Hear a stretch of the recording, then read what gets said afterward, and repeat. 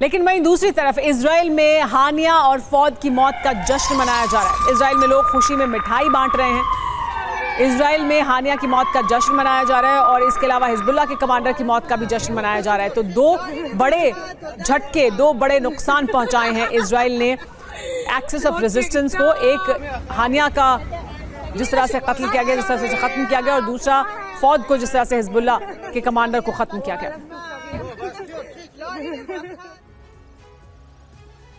Israel के अलग अलग इलाकों में जश्न मनाया जा रहा है। यरूशलेम में भी हानिया की मौत का जश्न मनाया गया।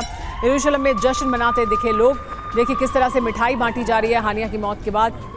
और ये यरूशलेम की तस्वीरें, यहाँ पर भी मिठाई बांटते हुए दिखाई दिए।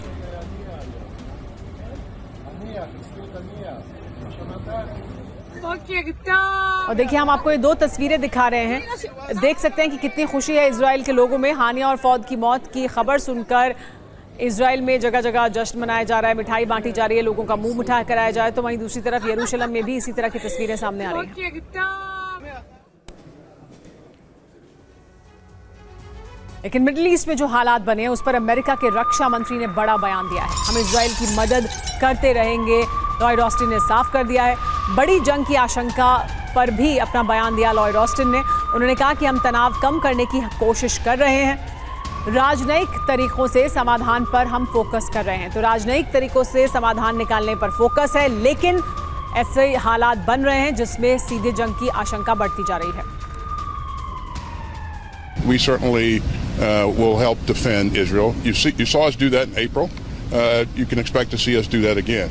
But we don't want to see any of that happen. We're going to work hard to make sure that we're doing things to help take the temperature down and address issues through diplomatic means. हानिया की हत्या से जुड़ी एक और जानकारी, इस वक्त की बड़ी खबर आपको बता दें। हानिया की हत्या पर ईरान भी शक के घेरे में है। हाई सिक्योरिटी जोन में हत्या पर सवाल उठ रहे हैं कि कहीं ईरान के भीतर से तो कोई साजिश नहीं की गई, ये सवाल पूछे जा रहे हैं। हानिया के तेहरान में होने की सबको जानकारी थी। ईरानी नेतृत्व के घर से 150 मीटर की दूरी पर हत्या की गई और इस पर सवाल उठ रहा है कि इतने हाई सिक्योरिटी जोन में किस तरह से हानिया की हत्या हुई। लेकिन आइए बड़े सवाल कुछ हैं, उसके बारे में जानकारी देते हैं। इस्माइल हानिया की हत्या ईरान की क्या साजिश है? क्या इसमें ईरान की कोई साजिश हो सकती है? ईरान के कुछ लोग क्या इसमें शामिल हो सकते हैं? ये सवाल उठ रहे हैं क्योंकि क्या वजहें हैं। जो 5 वजहें आइए वो आपको बताते हैं। पहली वजह ये कि तेहरान में हाई सिक्योरिटी जोन में हत्या हुई है। एक बहुत ही सिक्योर जोन में मौजूद था हानिया। दूसरी बड़ी वजह यह कि खामेनेई के घर से महज 150 मीटर की दूरी पर हत्या की गई। इतने करीब और इतने बिल्कुल हाई सिक्योरिटी जोन में कैसे इन्फिल्ट्रेट किया गया। तीसरी बड़ी वजह यह कि इस्माइल हानिया की हत्या में ईरान से भी कोई शामिल था क्या, ये सवाल पूछा जा रहा है।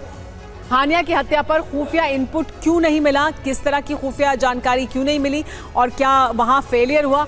क्या मिसाइल को गिराया नहीं जा सकता था, यानी क्या ये होने दिया गया? ये 5 बड़ी वजह जिसकी वजह से सवाल उठ रहा है। लेकिन खास बात क्या है, ईरान के नए राष्ट्रपति पेजेश्कियान पश्चिम के समर्थक हैं। ये माना जाता है कि उनका एक तरह का झुकाव है पश्चिम की तरफ। तो क्या उस खेमे की तरफ से कोई बात की गई है? अमेरिका इजराइल से ईरान की कोई डील तो नहीं हुई है, यानी क्या कोई किसी तरह की डील तो नहीं हुई है इस पूरे मामले में हानिया को लेकर? एक और बड़ी खबर बता दें आपको, ईरानी विदेश मंत्रालय ने बड़ा बयान दिया है। हानिया का पवित्र खून व्यर्थ नहीं होगा, ये कहा गया। इजराइल इस शैतानी हरकत की कीमत चुकाएगा, इजराइल को अपराधों की सजा भी मिलेगी।